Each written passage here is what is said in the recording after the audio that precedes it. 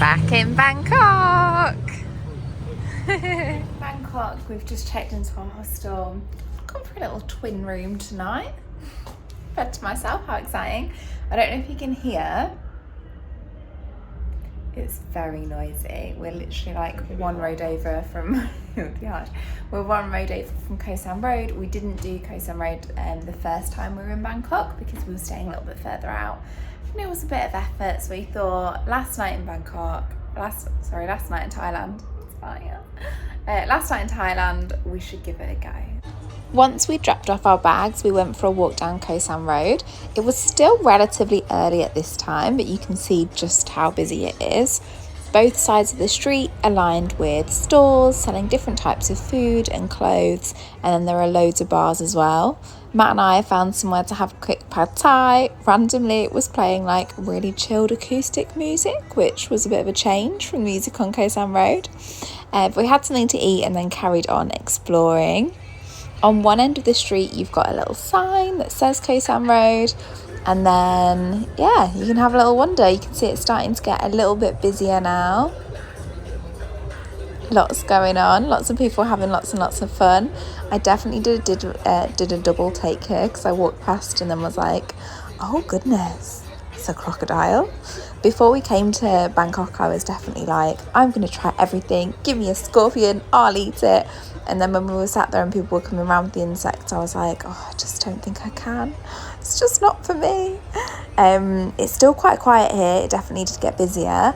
As you're walking down as well, a bit like if you were in Europe on a strip, there are people on either side trying to kind of get you into their restaurants and bars. We went for a walk on a street which was parallel to Koh Sam Road, but there was still like a really nice vibe of restaurants and bars. It seemed a lot more chilled, but was still kind of busy and there was loads of people around, so that was really nice. We carried on walking because we wanted to get our steps in, and I was definitely on the search for another chocolate banana pancake before we left Thailand. This store had an absolute conveyor belt. They had it down to a T. Everyone had their own jobs and they were doing them so quickly. I didn't even have to wait very long.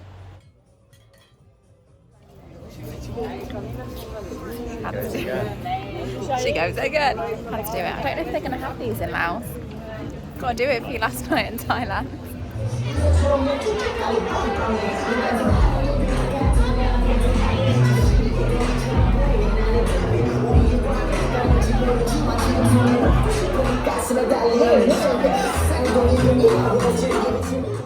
The next morning we walked about 10 minutes from Koh Sam Road and got some breakfast. Here it is. It was down a really nice side street. It was really close to where we got our pancake from the night before.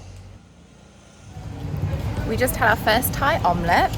We've literally got about 300 baht left, but we don't want to get money out because it's obviously our last day in Thailand, so it's not worth it. We so are living the dream. We're going for all the cheapest options, but to be fair, Thai omelette, I liked it.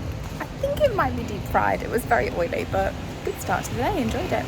We're just going to go back to our hotel now, our hostel, and pack our bags, and then we can leave them there for the day. So we'll have a little wander, do something cheap because we've got no money. Half an hour until checkout. Whoops. Also, I kind of was expecting, because we are like 30 meters from Koh Sam Road, the music to be really loud last night, and it was really loud, but I did not expect right outside our door literally like 6 women just having dinner at like 12 p.m. so loudly. Like they had a whole little setup, they had all their food set out, they were eating, chatting. It was very, very loud. Although we must have been pretty tired. We've got little silicone earplugs and we popped them in, and I actually slept really well. It was just very strange getting up to brush my teeth and opening the door like, oh, hi guys. So last time we were in Bangkok, we did go to Chinatown, but we didn't go and see the Golden Buddha. I don't think we didn't really know it was there, to be fair. So we've got one last day. We're gonna go and see the Golden Buddha now. So we're gonna walk to Chinatown, which is about a 40-minute walk, and then we'll go and see what it's like.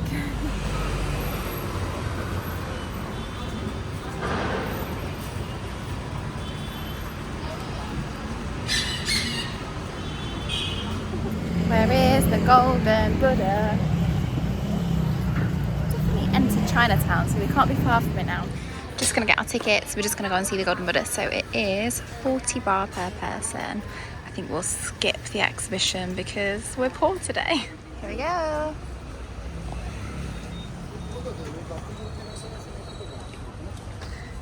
We've got a little information booklet so we can do some reading about it. Matt is hot and tired.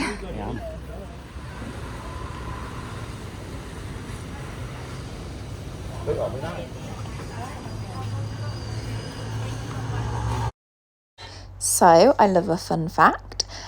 This statue was covered in plaster to disguise the fact that it was made of solid gold in case anyone invaded Thailand. Then it was such a good kept secret that hundreds of years later, no one knew.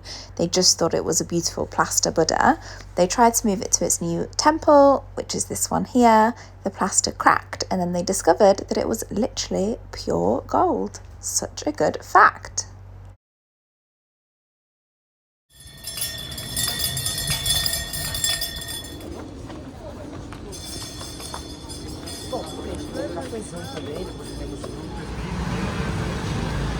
This is the Chinatown gate. After some lunch, we headed back through Chinatown towards our hostel. If you're ever in Bangkok, I would definitely recommend going to Chinatown. There's loads to see, there are loads of smells, there are loads of different foods. Definitely a place that you should go and have a little look.